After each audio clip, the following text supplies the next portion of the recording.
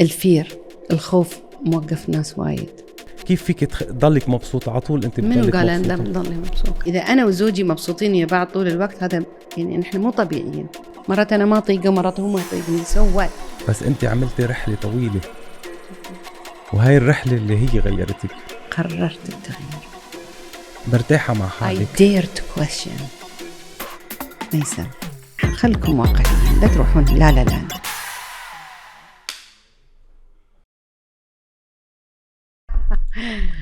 هلا كاظم أهلي. حبيبتي. أول شيء بدي أقول لك حبيبتي لأنه وجعتي قلبي. ليش؟ والله العظيم قد ما حضرت لك أشياء يعني أثرتي فيي بشكل مش طبيعي. حبيب قلبي والله من قلبي يعني. وبعدين حضرت لك أشياء هيك يعني بفرة قصيرة، نفسي كيف يعني. هلا عم بسمع لك مركزة فكان في شوية اوفر دوز إحساس ومعنويات ومشاعر ونصايح واكسبيرينس. صدقيني كتير تأثرت يعني، سهران كل الليل عم بحضرك. فأنت فعلا يعني شخص very genuine، واللي عم تعمليه out of experience out of يعني من تجربة. ومبين واضح يعني. عرفتي كيف؟ في ناس ممكن يعملوا هاي النصايح والدراسات وهيك بس for the sake انه مثل شغلي. انا محس بكل كلمة عم تقوليها وبكل نصيحة عم تعطيها ان فيها من جوا طالعة، وفيها هيك ألم او فرحة او يعني عم توصل لكل العالم. الحمد لله.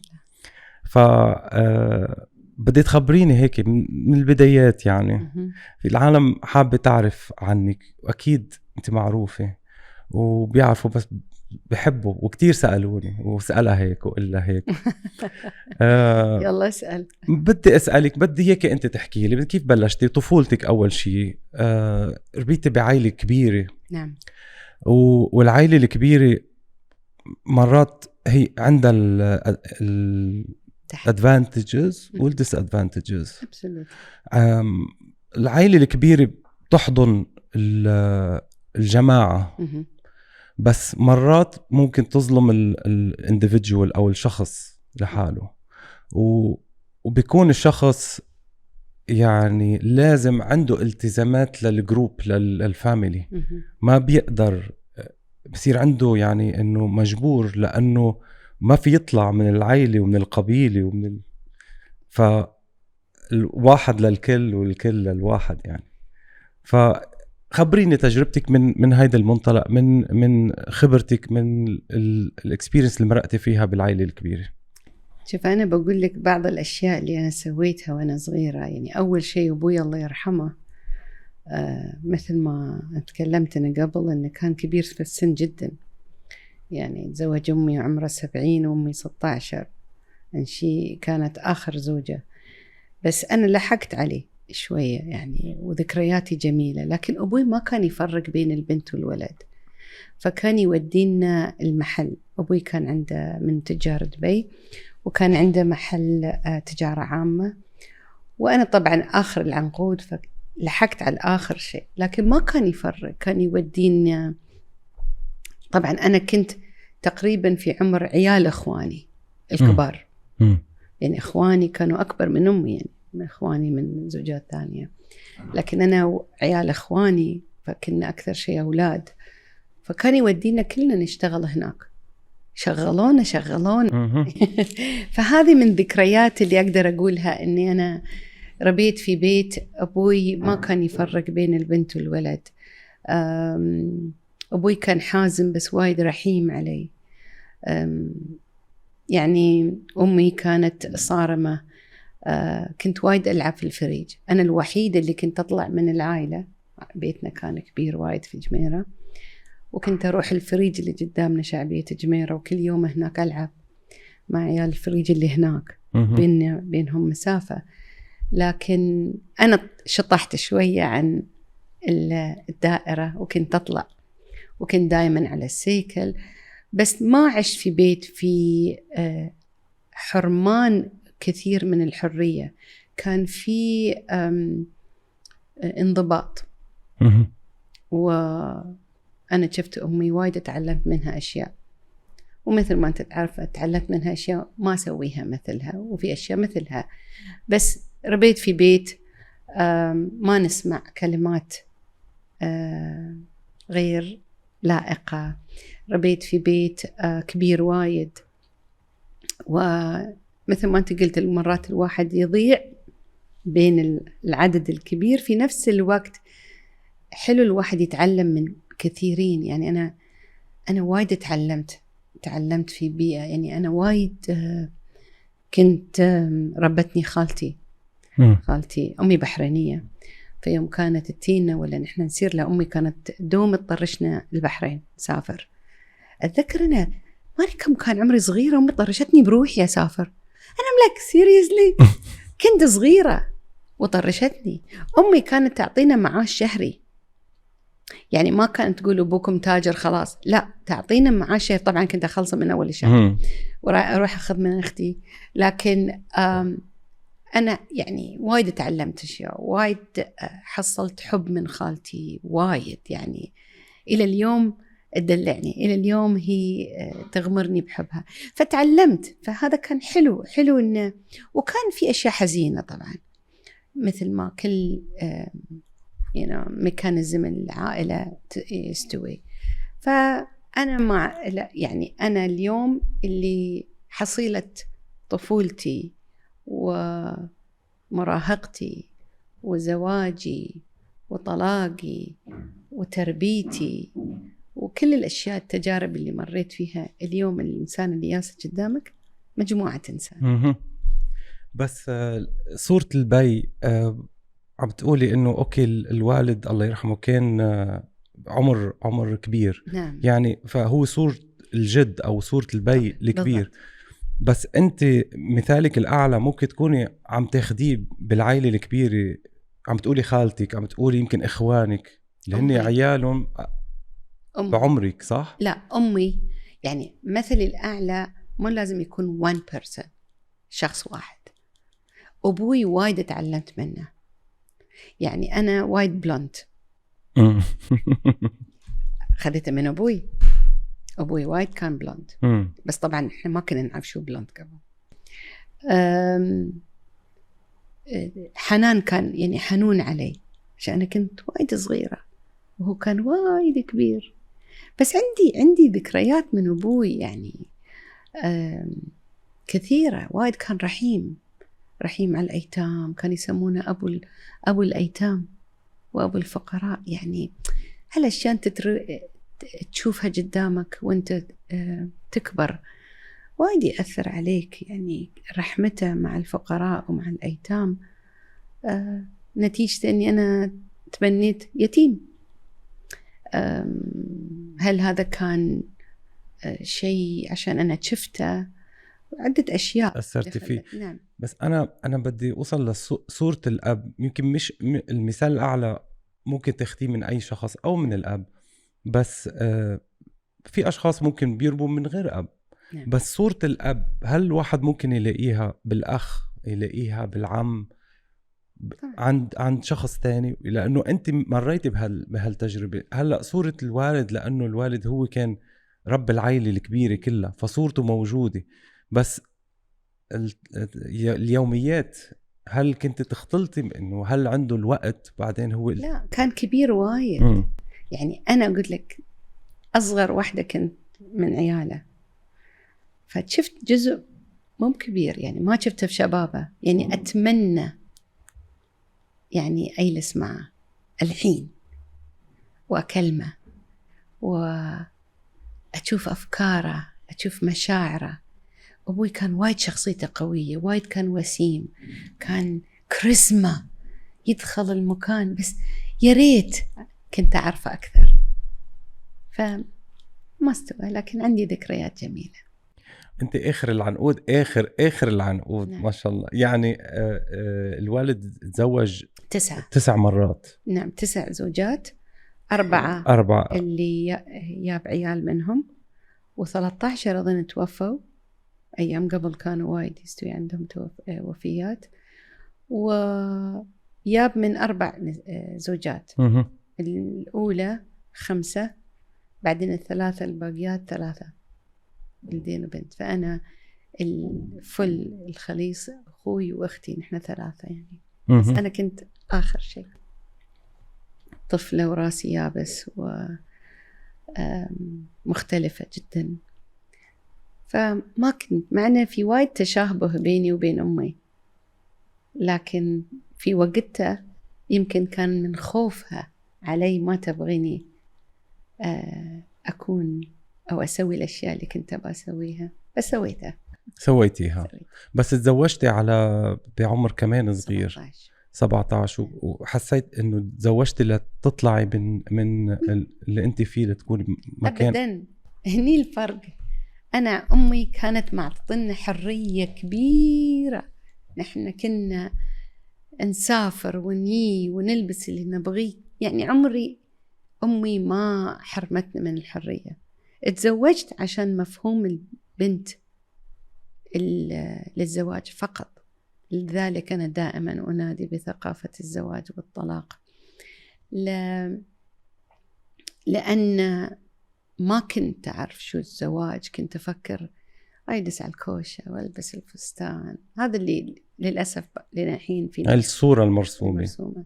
لكن اتزوجت عشان الفكرة وعشان أترك المدرسة. كنت أكره المدرسة. هذا بعد سبب، ما كنت أحب المدرسة. فأسباب أسباب للطفلة، أيام إحنا قاعدين نتكلم 1980 اللي تزوجت كان عمري 17، فيعني طفلة ما كنت أعرف وايد. بس مريتي بمرحلة اكتئاب بهديك الفترة. situational depression. وضعي situational depression مو chemical، يعني الاكتئاب أنواع وأشكال. وأنا مو طبيب نفسي، طبيبة نفسية، لكن لما تروح طبيب نفسي بيقول لك الاكتئاب درجات وأنواع وأشكال. لكن أنا كان بسبب وضع، أنا في وضع يعني اكتئاب، طلعت من الوضع اكتئاب راح. فما كان جينيتيك، ما كان كيميكال في برين، لا كان وضعي بس لسبب معين، سبب معين. ويوم غيرت حياتي الاكتئاب راح. بنيتي ولد. نعم. وبدي أسألك سؤال. أنت أم ب3 أشكال. أوكي. أم من زوج أول، كنت بعلاقة مني كتير يعني معتبرتيها الأفضل لإليك أو أنت المثالية. إجاكي ما شاء الله 3 أولاد. نعم. وتبنيتي ولد. نعم.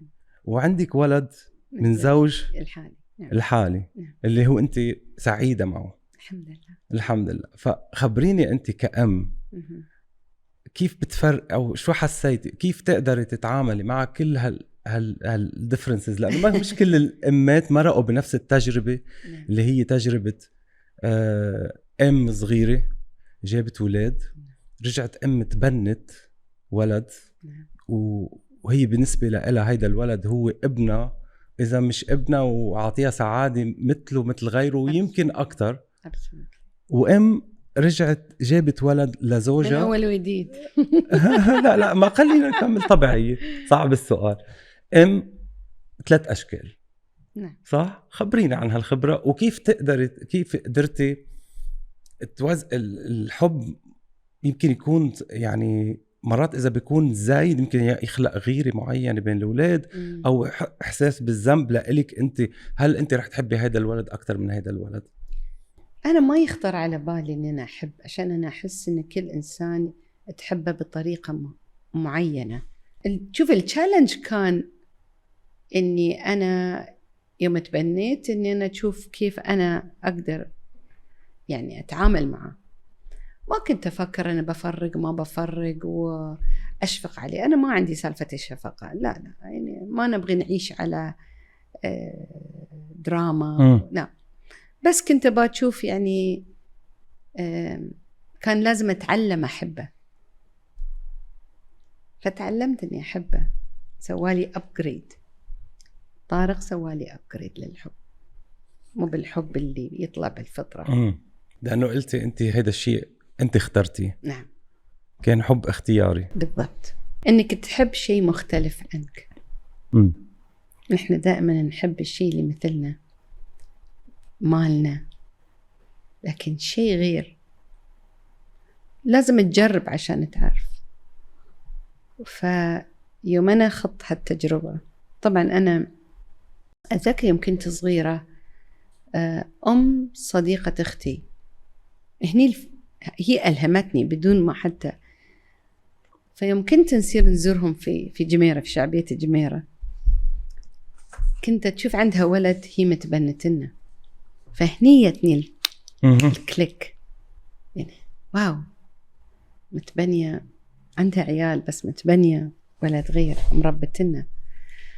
فالفكرة تمت في مخي سنوات، جبت عيالي، بس الفكرة ما كان لي حلم.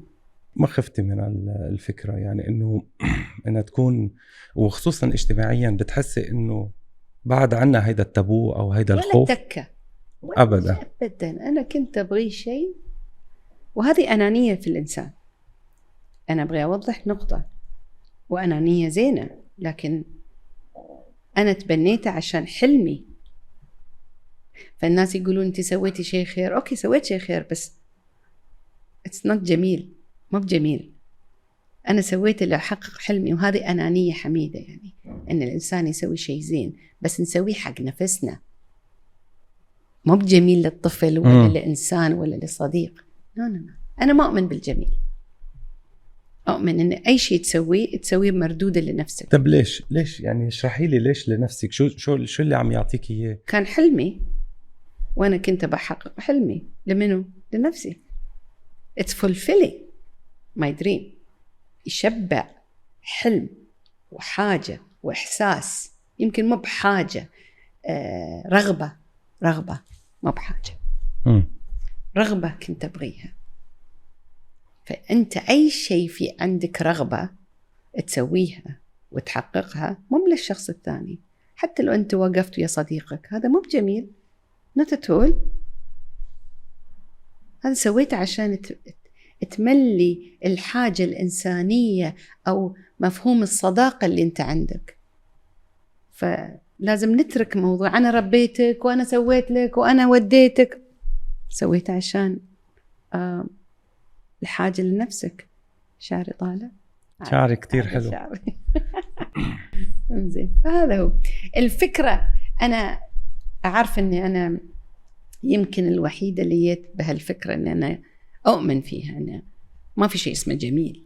أي شيء الأم تسويه عشان تحقق إحساس الفطري عندها لعيالها. فلن عاير عيالنا أنا سويت لك وأنا ضحيت. لا، ما ضحيتي، سويتي شيء أنت تبغينه، ملا حاجة فيك أنت، ونحن يبنى العيال ونحن مسؤولين عنهم. فكفاية معايرة ولا منة. بتلاحظي الأهل كمان عندهم هيدا الشيء، إنه بعض الأهل، نعم. بعض الأهل نعم. عندهم فكرة إنه أنت عندك مجبور، أو أنت لازم تكون، بحسسوه بالذنب مرات. وأنت حكيتي عن هيدا الموضوع. هذا الجيلت تريب اللي أنا ما أؤمن فيه. يعني شو قاعدة أسوي في ولدي أو بنتي؟ يعني أخليهم هذا في رحلة إحساس بالذنب. ليش؟ عشان يسوون لي؟ هذا مجبورين يسوون لي؟ أنا ربيهم يسوون لك بدون ما أنت تمنين عليهم. حتى الأبوة، أنا ما أتكلم بس الأم، حتى في الصداقة ما تمن على صديقك، ما تمن على أختك وأخوك. أنا سويت لك، أنت سويت عشان أنت بغيت تسوي. سوري، يعني أنا ما ضربتك على إيدي قلت لك سوي لي. يعني اليوم مقابلتي معاك، you're not doing me a favor, I'm not doing you a favor. مصلحة مشتركة، أو قبلت لحاجة لنفسي. فأنا ما بقول شوف أنا سويت لك وأنا جيت المقابل، سويت عشان أنا. وهالأنانية زينة. يوم أنا أبغى أحقق حلم شيء زين، قاعد أحققه عشاني أنا، مو عشان حد. ولا ناخذه بحساسية، ناخذه بعقلانية. الموضوع ما فيها جميل. أنا ضد إني أنا جميلي على حد. أنا مالي جميل عند طارق، ولا طارق لجميل عندي. يعني الأهل بيعطوه، بيقولوا أنا ربيتك، أنا عملتك، أنا صرفت عليك، أنا يبني بعد شو تبغى توديني بيت الجيران؟ يعني لازم بتربيني. كمان يعني خلينا نكون عقلانيين.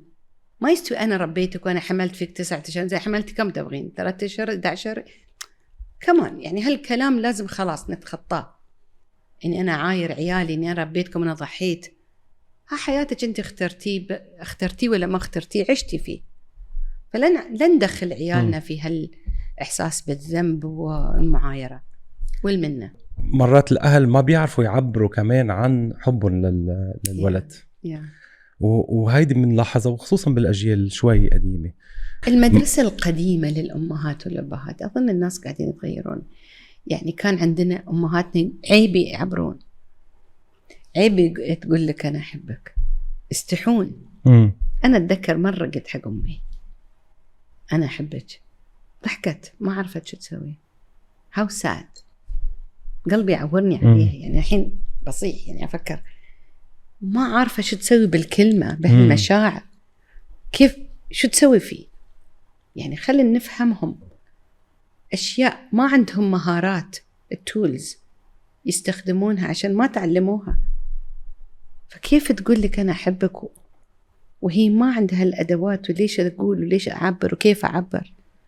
تعبيرهم مختلف بالأفعال. لأنه هي انحطت بمحل أنه هي عندها يعني بوزيشن معين أو وهرة معينة. والبي كمان نفس الشيء بيكون عنده يعني هالمكانة هيدي اللي هو نحط فيها. إذا قلت المكانتي تتحرك غير not anymore. طب أيمتى كسرتي هيدا الشيء وأنت عم حس أنا كمان كل شيء عم تعمليه هلأ إنه كنت حاسة بحاجة لإله، هلأ عم تقدميه قدمتيه لابنك اللي تبنيتيه مثل ما قلتي لي هلأ أنا عملتها عشاني مش عشانه لإله. بس حتى كمان شغلك هلأ اللي عم تعمليه وتعاملك مع العالم والدراسات والتوجيه اللي عم تعمليه عن حب وعن شيء بيرضيك لإلك كشخص. تحسي عن شيء مو بجميل لحد، لنفسي. أنا قاعدة أحب أشارك، أحب أتعلم شيء يوم أتعلمه أروح أشاركه للناس. وأحب مثل ما أنا قدرت أتغير أساعد غيري يتغير إذا يبغي. طبعا هي تكت المشاركة فيني. أحب أشارك. أحس تعرف مطعم جديد تروح تقول حق ربعك مطعم جديد، تعلمت شيء مهارة جديدة تروح تشاركها تقول أنا قدرت أسوي شيء وأنا ليش ما تسوي شيء. سوشيال تحبي أنت تكوني كتير سوشيال، عم تعملي سفر رح أحكي عنه كتير، بس بدي أحكي عن زوجك الجديد. نعم. وعلاقتك فيه لأنه العالم كتير سألوني. زين.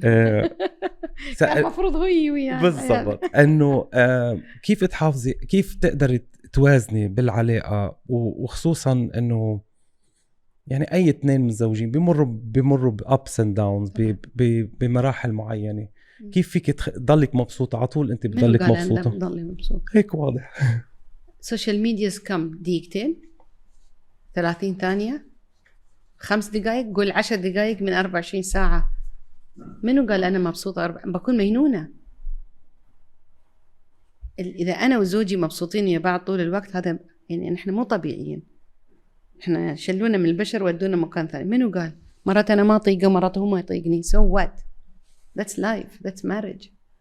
الفرق إن هل عندنا نقطة اللقاء ولا في تواصل communication.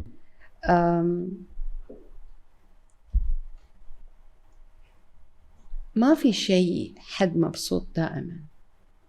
ما في فورمولا يقول لك this is الفورمولا recipe يعني تركيبة ناجحة 100%. ما في ولا بيكون في شيء. أنت وشريك حياتك أو شريكة حياتك أو صديقتك أو صديقك أو أمك أو هل تركيبة لازم أنتوا تعرفون كيف تسوونها. يعني أنا وماك حصلنا الخلطة اللي مناسبة لي وله. يمكن إذا تزوج حد ثاني ما كنت the same هو معي. عشان شي أنا أقول يعني ما في نقطة سحرية، في شيء يناسبني أنا وماك. وصلتوا لنقطة يعني تلاقي معينة نقطة واحدة. وبعدين انت قلتي يعني بس في هيدي في مرحلة نضوج يعني واضحة، وحكيتي انت انه الزواج ممكن يكون فرصة أولى وممكن يكون فرصة تانية، يعني مش معناتها إذا واحد فرصة ثالثة يعتمد على الشخص. لكن أنا ضد إن الواحد بس يتزوج عشان sake of marriage. أنا أقول الواحد يتزوج إذا يبغي يتزوج يكون صادق مع نفسه. نحن كلنا متبرمجين، حتى مع ماك كنت أبغي أتزوج، لا الحين أنا وصلت لمرحلة وعي أقول لازم. وتعرف والناس الحين وصلوا مرحلة وعي أو في وسائل نحصل فيها الوعي. يعني الحين السوشيال ميديا أنا أقدر أستغله ما حد يقدر يكون عنده عذر. أنا الحين ما أعذر حد. كليك أحصل أي معلومة أبغي. لا تقولين لي كيف أنا أتعلم إنجليزي سيريسلي يسألوني، أو كيف أنا أخلي ثقفوا بس. وفي دورات وفي مقالات وفي أبحاث في كل شيء. ما في حد يقدر يقول أنا ما أقدر أو ما أعرف. والله قبل البارحة أمس كنت جالسة ويا أنس اثنين من ربع في كوفي شوب، شي كنا مارين ويلسنا 5 دقايق 10 دقايق. مرة واحدة كانت تقول لي أستاذ هالة، فسرت لها كانت تقول لي تتذكريني من زمان؟ قالت لي أنا خذيت الدكتوراه، هاي يتني تقول ما كان يخلوني أدرس. قلت لها روحي أونلاين. راحت أونلاين، خلصت الجامعة، خلصت الماجستير، الحين خذت الدكتوراه عشان بغت. بهرتني، قالت لي منك أنتي ساعدتيني. قلت لها أنتي ساعدتي نفسك، أنا وجهت. أقدر أوجه لأي حد كلامي، الشخص يبغى ياخذ ولا ما ياخذ. يعني ما في عذر يا أمي، ما في عذر. أقدر أوعي نفسي. وأنت مع فكرة إنه الإنسان ممكن ينجح حتى لو ما كمل دراسته؟ أنا ما كملت دراستي. وحكيتي عن هذا الموضوع. نعم. بضل فيك تعملي كورسز، بضل فيك تعملي أي شيء تتعلمي منه. أنا لين الحين أروح عند مرشدتي وأخذ منها ورشات وتعلمني وأجلس وياها وأكتب لليوم. هي عمرها 79 سنة الله يحفظها، وأنا عمري 59 سنة. الحين بصير نيويورك بعد 2 شهر وبيلس معاها عشان تعلمني. ليش لا؟ قبل كان العلم بس محصور بالدراسات والشهادات، وأنا ما الحين بيقولون هالة قالت لا تدرسين. لا، أنا ما قلت لا تدرسين. أنا عيالي أقول لهم لازم تدرسون. هاي ورقة وايد مهمة، إلى الآن مهمة. يمكن بعد 50 سنة يلغون كل هالأشياء، لكن هل في طرق ثانية؟ أنا عندي عسر كتابة وقراءة، ديسلكسيا، أروح لندن، أروح مكان ثاني، أخذ كورسات اللي يساعدون الناس اللي مثلي يفهمون الدرس. ما درست، ما أعرف شو الجامعة، ما رحت الجامعة. خذيت كورسات في الجامعة. يوم أنا كنت عايشة في أمريكا خذيت دبلوم إنجليزي كورس، خذيت NLP، خذيت كوتشنج، خذيت كونسلينج في لندن وأمريكا، بس ما درست حياة جامعية. وبعد برجع أقول دراسة مهمة. لا تقولون لي لا تقول لا تدرسون، لا تجيبون كلام على لساني. أنا أقول في طرق ثانية اللي ما قدر يكمل، لكن لازم الواحد يكمل. إنه اللي ما صار له حظ أو ما ساعدته ظروف مش نهاية الدنيا. مش نهاية الدنيا.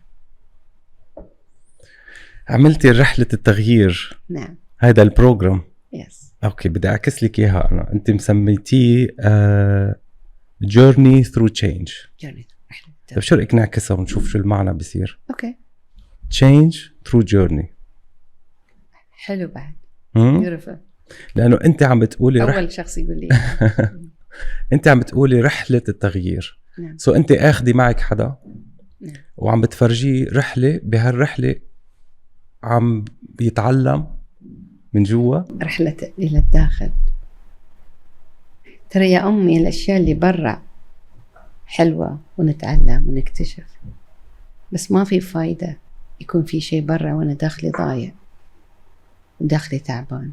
فكر في نفسك أمي، اليوم اللي أنت مزاجك نفسيتك تعبانة، لو شو يبون لك أكل، لو شو يبون لك شيء، ما تبغي، مالك خلق تعبان.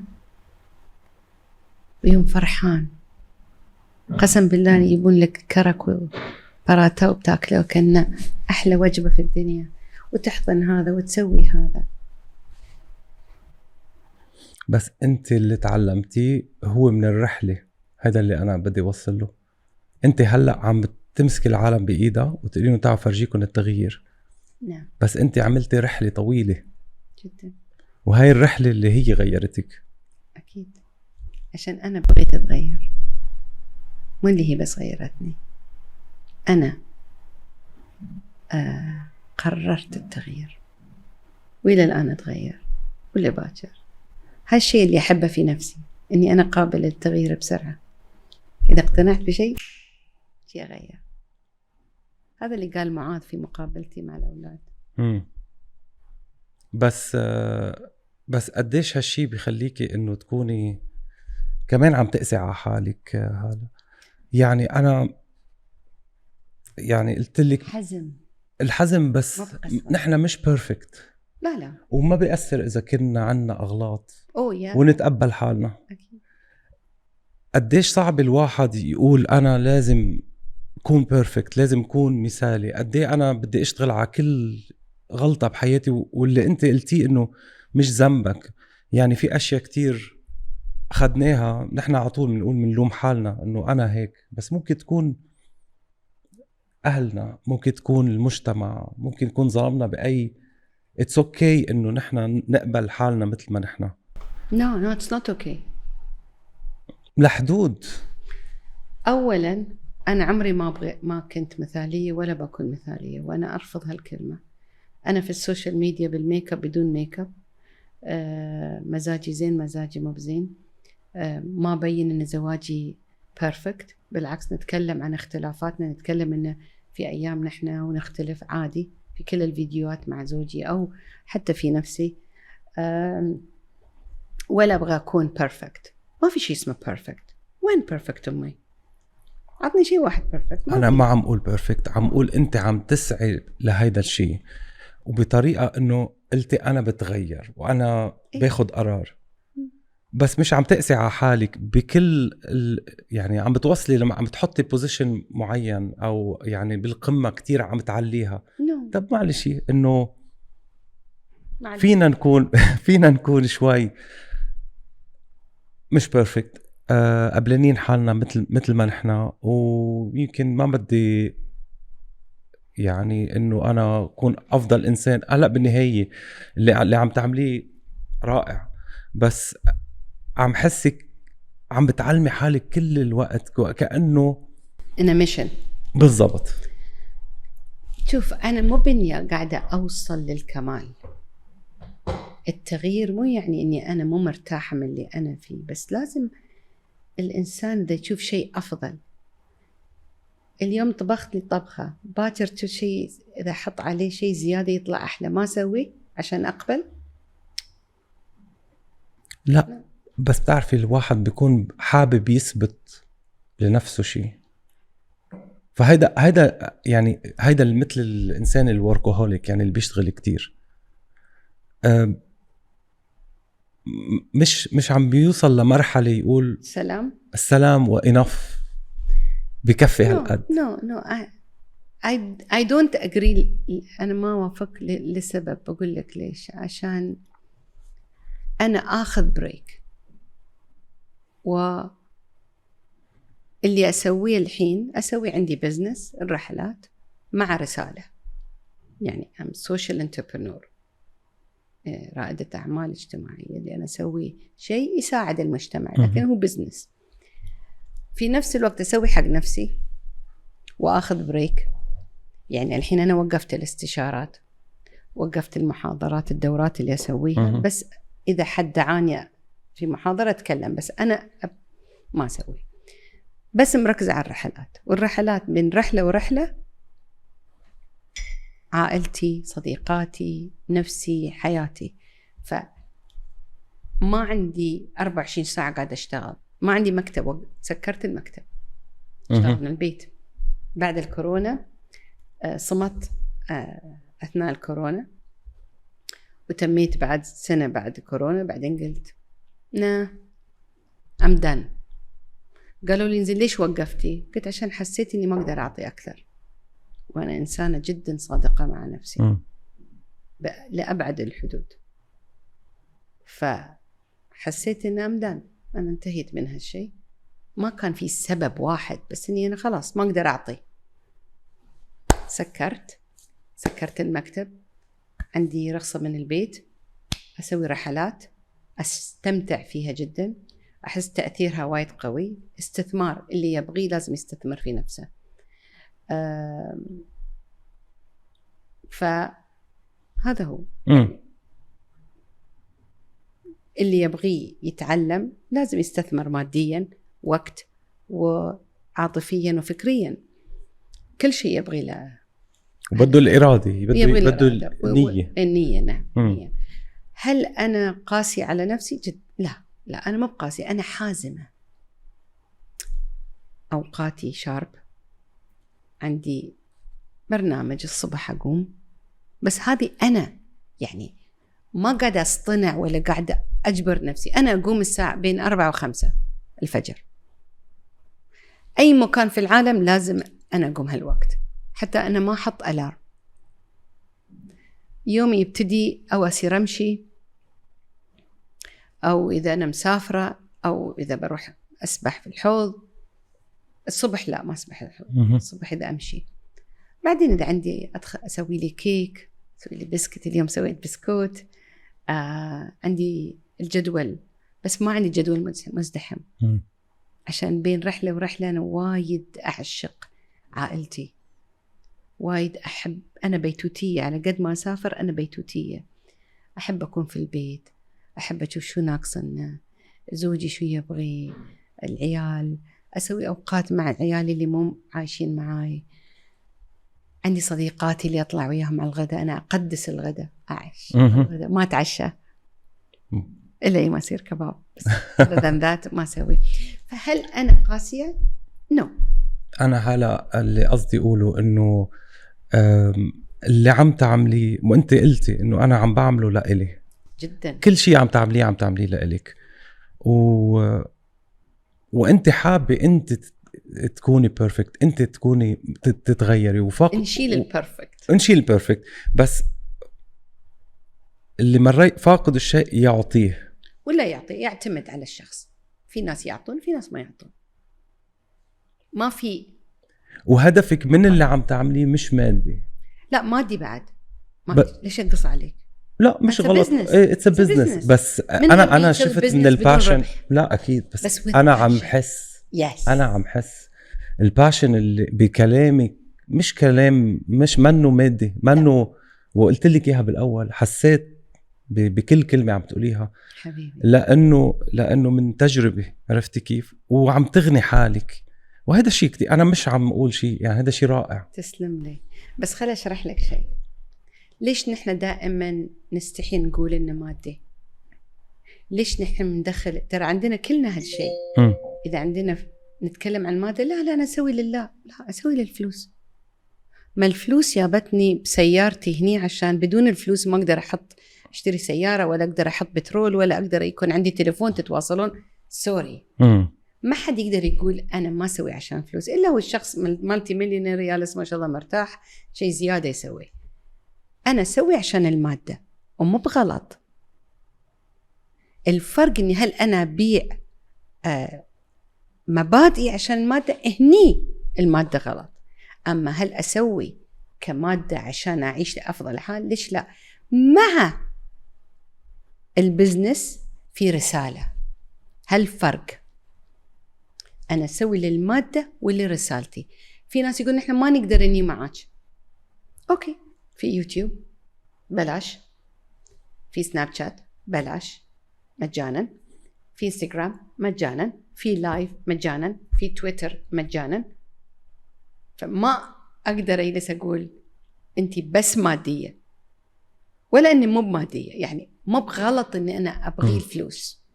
خلينا نطلع من هالفكرة اللي في العالم العربي الفلوس وسخ الدنيا. ما الفلوس تسفرك وتجيبك، لكن هل بس هدف الفلوس أني أنا ألغي مبادئي وألغي أفكاري وألغي كرامتي عشان فلوس؟ لا، هني الفرق. فأنا أسعي ما أركض. كيف عم تتعاملي مع الجروبات اللي بيكونوا من different culture؟ يعني نحن مثلا هلا تنقول اللغة الإنجليزية مثلا هي لغة international تواصل. إذا في شخص من الصين، في شخص من الهند، في نحكي إنجليزي مع بعض. بس بالكالتشر وبالعادات والتقاليد والأشخاص كيف تتعاملي معهم، وكيف فيك تتفهمي عاداتهم ومزاجهم وشو اللي يضايقهم وشو اللي ما بضايقهم؟ انزين، أنا أمشي على بعض النقاط اللي أمشي عليها. أول شيء أنا قوانيني وايد واضحة. فقبل ما ينا الرحلة في يوقعون إن في قوانين معينة، مو بكثيرة بس معينة. بعدين أنا أسوي جروب، أجمع الناس اللي يسافرون وأقول لهم بالفويس نوت كل الأشياء اللي نحن يحتاجون يبونها كلبس، يحتاجون شو ما نسوي. ما نتكلم في الدين ولا السياسة، هالشيئين لكل الناس، عشان أنا هذا مو هدف الرحلة. بعدين مثلا أتصل في كل واحدة قبل الرحلة.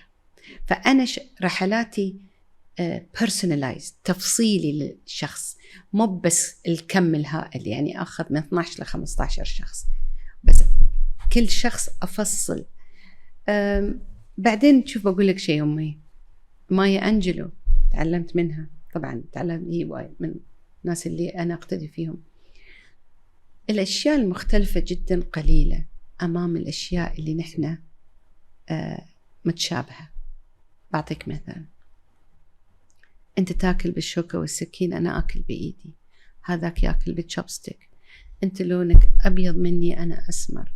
أنت جنسيتك لبناني، أنا إماراتية. أنت دينك شي، أنا ديني شي. أشياء بس فوق.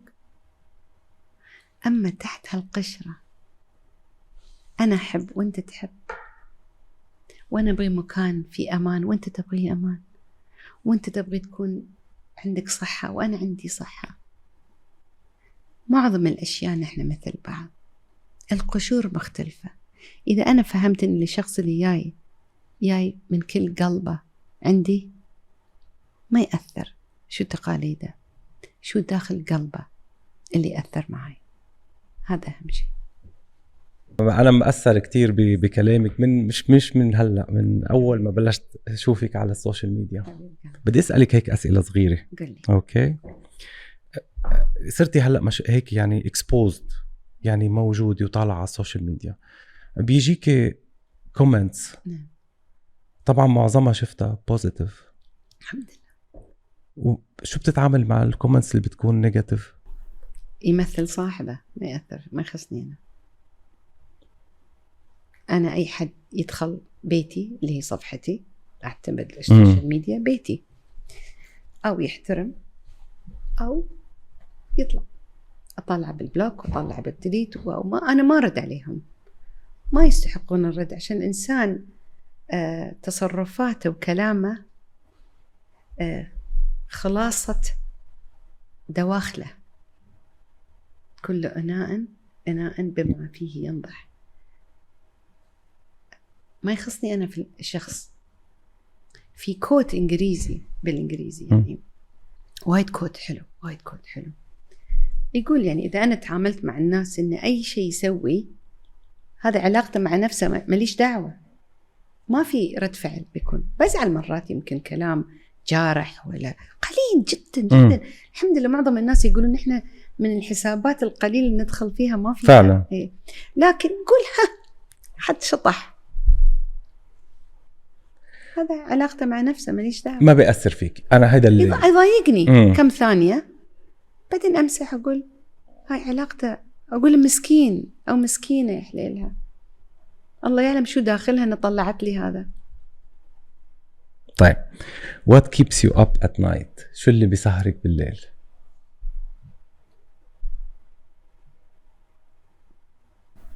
أنا وايد أقوم في الليل، حتى ما في شيء يسهرني. أنا نومي متقطع. I'm not a good sleeper يعني. أنام وايد من وقت، أنام على 10 لكن أقوم كم مرة. What keeps me up؟ That's a good question. إذا في شيء عيالي طبعا هذا بالفطرة. إذا حسيت إني أنا سويت شيء مو مفروض أسويه. طب خليني أعدلك السؤال، إذا شو اللي بتحبي تسهري له؟ شو اللي الشيء المشروع أو الموضوع أو الشيء اللي بتحبي أسهر عيالي مع عيالي. وقتي مع عيالي يعني. هاك اليوم أنا جاية من السفر، اليوم الثاني اجتمعت بالعيال وتعشينا ويا بعض بيت أنس. كنت ما شافتنا أسبوعين، قعدت لساعة 1 يقولون لي أمي غريب اليوم ياسا. أنا أستمتع بكل دقيقة مع عيالي يعني. علاقتي بيهم وايد جميلة. الله يخلي لك إياهم. وشو علاقتك بأنس؟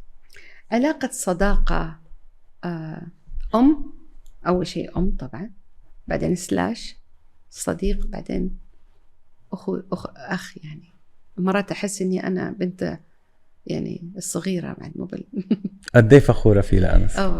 أنا فخورة في كل واحد. الحين بيوني يقولون لي أنت تفرقين بينهم وأنت كيف تفضلين أنس. يا حبايبي أنا كنت 18 جبت أنس، أنا كنت طفلة هو رباني وأنا ربيته. فأنس الحين عمري 59 سنة أكثر يعني تقريبا، وأنس بعد كم شهر بيصير 41 سنة. هالولد في حياتي ما بيكون قريب مثل حسن اللي عمره 18 سنة. حسن قريب مني، ومعاذ قريب مني، وحارث قريب، وطارق. كل واحد تفصيل، كل واحد قربة بطريقة، وما في تنافس، ما في. بس أنس مشى وياي في درب الحياة معظم حياتي. ما أقدر أكون واقعية وأكذب أقول لا يعني هو مو أقرب. بس أنس نحنا هيدي رأيك أكيد كأم، بس أنس نحنا اللي بنعرفه كمان يعني شخص بينحب وشخص مشهور. وأنا بصراحة قد ايه بحبه لأنس وبحب نجاحه، بس أنا هلأ عرفت منين جاي نجاحه. حبيب قلبي أنس أنا يعني يستحق الاحترام، لأن رجل بمبدأ، رجل صدق يعني إنسان أقدر أقول عنده مبادئ ويمسك مبادئه وعند كلمته. يعني صدق يستحق الاحترام، مو بس عشان أنا أمه، بس عشان هو إنسان يستحق. يعني أنس حازم مع وقته، مع مبدأه، مع رحلته، مع كل شيء. أنت ما بتقدر تنجح إذا أنت مو بحازم إنك تقوم وقت معين، إنك تسوي رياضة. لازم يبغي له هالحزم، هالانضباط. الحزم مع الانضباط بيكون أفضل. لكن لازم نتعلم نغفر لنفسنا إن it's okay، أنا بشر. شو السؤال اللي ممكن حابة أنا أقول لك إياه وأنت حابة تجاوبي عنه ويوصل للعالم وما سألتك إياه؟ وي أسئلتك زينة يعني. ما أعرف والله. أنا أسئلتي زينة، بس حاسس هيك بالهيلة اللي أنت فيها. حبيب قلبي. واسمك هالة يعني. ما أعرف شو السؤال والله، ما عندي شيء معين. شو بتحب العالم ياخدوا من هيدا البودكاست اللي نحنا؟ شو النتيجة اللي ياخدوها؟ واقعيين، لا تروحون وراء ناس يبيعون أوهام. في عالمنا وايد اللي يبيع أوهام. سوري، هذا شيء زعلني وايد لما أسمع ناس يروحون دورات ولا يسمعون لناس بس يعطيه شيء نشوة. شو كمان نشوة، هالإحساس إن أنا أقدر أسوي. خلنا نقدر نسوي شيء واقعي، مو شيء كسر الدنيا.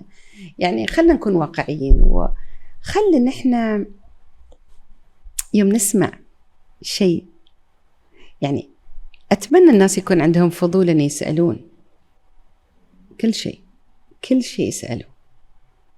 خلي عندك الجرأة أنك تسأل نفسك، أنك تشك في نفسك، هل أنا قاعدة أسوي، هل هذا شيء صح، هذا اللي علمونا قبل، هل هذا هو صح ولا لا؟ أراجع الأشياء اللي علمونا، أراجع الأشياء اللي أسويها. خلي يكون عندنا الفضول مع الجرأة، ما الخوف. كل حد خايف يسأل. بس أمتى واحد بيوصل يصير متصالح مع نفسه وما عم بشك بحاله؟ لأنه هاي الأسئلة مهمة، بس لازم واحد، أنت وصلتي لمحل مرتاحة مع حالك. I dare to question myself. That's الفير، الخوف موقف ناس وايد. ولا ناخذ أشياء بس نسمعها. خلكم واقعيين، لا تروحون لا لا لاند. عايشين لنا في اللا لا لاند عشان الناس قاعدين يبيعون اللا لا لاند. المشكلة مو في الناس اللي قاعدين يبيعون اللا لا لاند، مشكلة في الناس اللي يتبعون الناس اللي يعيشونهم في أوهام. أنا تساد، بس الإنسان يكون عنده درجة من الوعي إنه يسأل ويقول الكلام أبي يبيعونه ولا كلام صدق واقعي. يعني في كتير inspirational talks تجارة يمكن موجودة. I don't know if it is inspirational anymore. It's talks. It's easy talk. أقدر أقص عليك بكلام وايد، أخليك تروح النشوة وتحس إن أقدر أكسر الدنيا، بس يوم تبغي تطبق على الواقع ما يشتغل. أعطوني شيء عملي، مو بشيء بس يفرحني ويعطيني نشوة. رحلة التغيير لا تنتهي. هلا أنت شرفتيني. الشرف لي والله. أنا كتير انبسطت فيك يا قلبي، وحياة الله، وبحبك من قبل، يعني شوف من أول ما تشتغلنا مع بعض، بس بعد ما حضرت اليوتيوبس وكلماتك يعني بيدخلوا على القلب. يا قلبي تسلمي لي يا أمي حبيبتي. Thank you for having me. صدق أنا استانست بمعرفتك والبودكاست. Thank you. Thank you so much. Thank you.